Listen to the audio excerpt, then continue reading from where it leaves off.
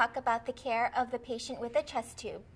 In this video, we will be discussing the bedside handoff assessment, dressing change, the atrium, and possible complications. First, you will need to read the orders for the chest tube settings and then go and assess your patient. The orders should include the settings for suction, order for care, and when to call the physician. Now let's go assess your patient. Wake up the patient, ask his name and where he is. Make sure there are no changes in the level of consciousness or respiratory pattern or rate. Listen to his lungs. Look at the dressing together. Check the suction to make sure it is on if ordered. And inspect the tubing and atrium. Everything looks good here. I want to see it, but Make sure you have all the equipment you will need at the bedside.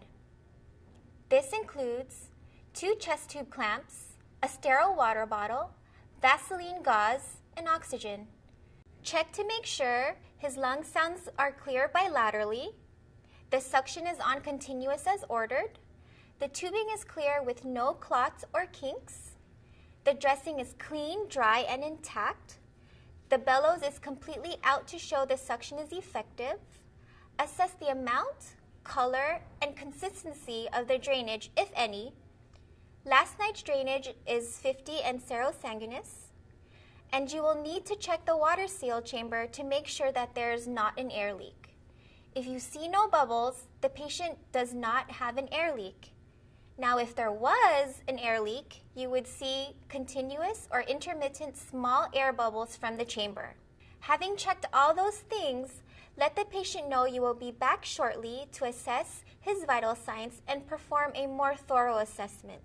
Thank you, Mr. Smith. I'll be back to check on a few things and change your dressing.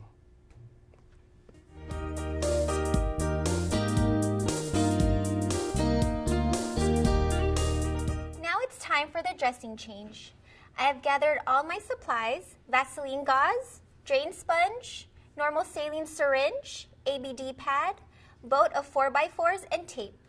First, I will explain the procedure to the patient. Hi, Mr. Smith. I'm going to be doing your dressing change now. You should not feel any pain, but if you do, please let me know. Okay. Gently remove the old dressing. Assess the site. You are looking to verify that there's no redness, drainage, or swelling at the site, and no signs of an air leak or crepitus. Make sure the sutures are intact. Hi, Mr. Smith. I'm going to be cleaning the insertion site, and I'm going to be using saline, which will be a little cold, but you shouldn't feel any pain. Cleanse the site with the normal saline holding a 4x4 to catch the dripping saline. Pat dry with another 4x4. Next, place the Vaseline gauze to cover the entire site and slightly up the trocar. Place the drain sponge and ABD pad, then tape them in place.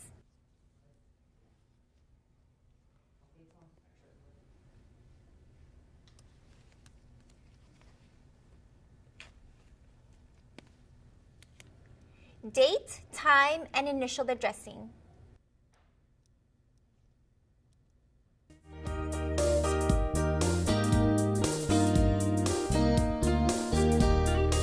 Now I would like to discuss how to change the atrium. You will need to do this if it spills over or you find an air leak and determine it is from the atrium. First, gather your supplies, a new atrium and the 2 chest tube clamps. Next, clamp the chest tube close to the patient, then clamp it close to the atrium.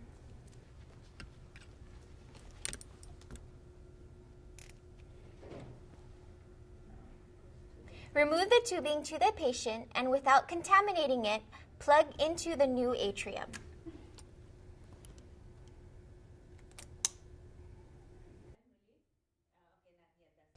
Detach the suction tubing and attach it to the new atrium.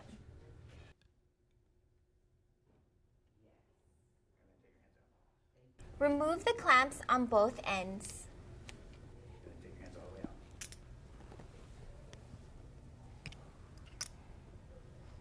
Assess the patient. Make sure they are not in any distress. Then check the atrium for an air leak and check the bellows.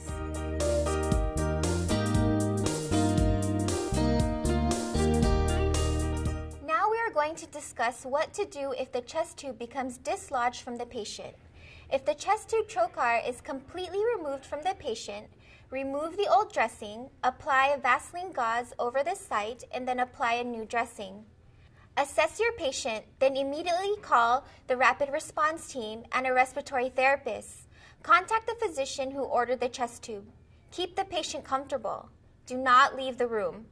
If the chest tube trocar becomes disconnected from the tubing, grab the sterile water bottle and place the end of the trocar into the water. Call the rapid response team, a respiratory therapist, and a physician immediately. Assess your patient and do not leave the room. This is it for chest tubes. You learned how to make the bedside handoff assessment, how to change the dressing, how to change the atrium, and what to do if the chest tube becomes dislodged. Thank you for watching.